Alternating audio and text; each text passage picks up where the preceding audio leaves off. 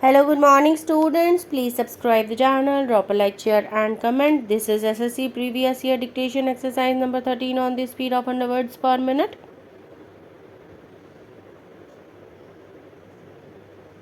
Start.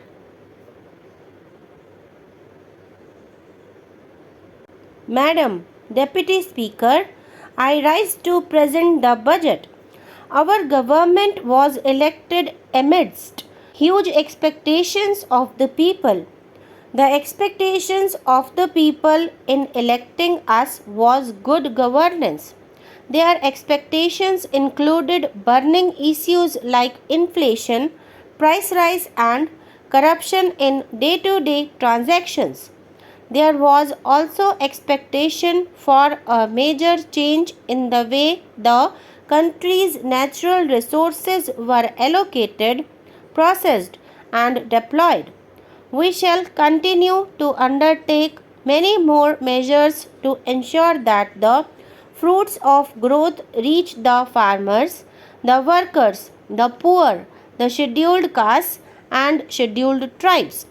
We shall introduce various schemes for the welfare of women and other vulnerable sections of our society. Our focus will be on energizing our youth to reap the benefits of growth and employment. Madam Deputy Speaker, I am presenting this budget when the world economy is facing considerable uncertainty in the aftermath of major economic and political developments during the last 1 year.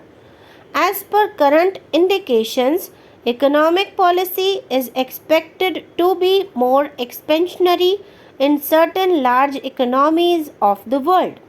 After poor performance in the last year, growth in a number of emerging economies is expected to recover.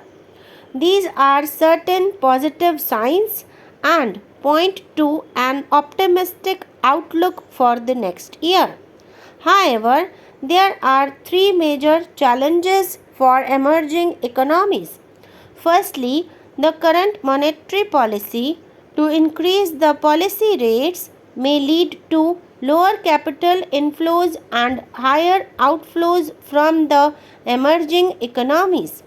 Secondly, the crude oil prices has some implication on these economies. It is, however, expected that increase, if any, in oil prices would get tempered by producers of gas and oil. This would have an impact on prices of crude and petroleum. Thirdly, in several parts of the world, there are signs of increasing retreat from globalization of goods, services, and people. These developments have the potential to affect exports from a number of emerging markets, including India. Over the last 2 years, a number of global reports have shown that India has considerably improved its economic policies and practices. India has become the sixth largest manufacturing country in the world from the previous ninth position. Presently, we are seen as an engine of global economic growth. In the last 1 year, our country has witnessed historic economic reforms and policy making.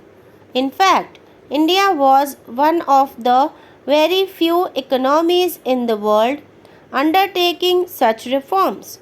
There were two policy initiatives, namely the Constitution Amendment Bill for GST and the progress for its implementation and demonetization of banknotes. My overall approach while preparing this budget has been to spend more in rural areas, infrastructure and poverty alleviation, and yet maintain the best standards of fiscal prudence. I have also kept in mind the need to continue with economic reforms, promote higher investments, and accelerate growth. The Indian farmer has once again shown his commitment and resilience in the current year. The total area sown under Kharif and Rabi seasons are higher than the previous year. With a better monsoon, agriculture is expected to grow in the current year. In last year's budget speech, I focused on income security of farmers to double their income in 5 years. I had also announced a number of measures. We have to take more steps and enable the farmers to increase their production and productivity and to deal with post-harvest challenges. We also propose to integrate farmers who grow fruits and vegetables with agro-processing units for better prices and reduction of losses. A model law on contract farming would therefore be prepared and circulated among the states for adoption. I now turn to the rural sector, which was so dear to the heart of Mahatma Gandhi. Over 3 lakh crores are spent in rural areas every year. If we add up all the programs meant for rural poor from the central budget, state budgets, bank linkage for self-help groups, etc., Swachh Bharat Mission has made tremendous progress in promoting safe sanitation and ending open defecation. Sanitation coverage in rural India has gone up, and open defecation free villages are now being given priority for piped water supply. We propose to provide safe drinking water to all in the next 4 years. This will be a mission under the National Rural Drinking Water Program. We have also proposed to introduce a system of measuring annual learning outcomes in our schools. Emphasis will be given on science education to promote creativity through local innovative ideas. In higher education, we will undertake reforms in the University Grants Commission. Good quality institutions would be enabled to have greater administrative and academic independence. Colleges will be identified based on ranking and would be given autonomous status. A revised framework will be put in place for credit based programs. The next phase of strengthening the skills, which will focus on improving the quality and market relevance of vocational training through industry cluster approach, will also be launched.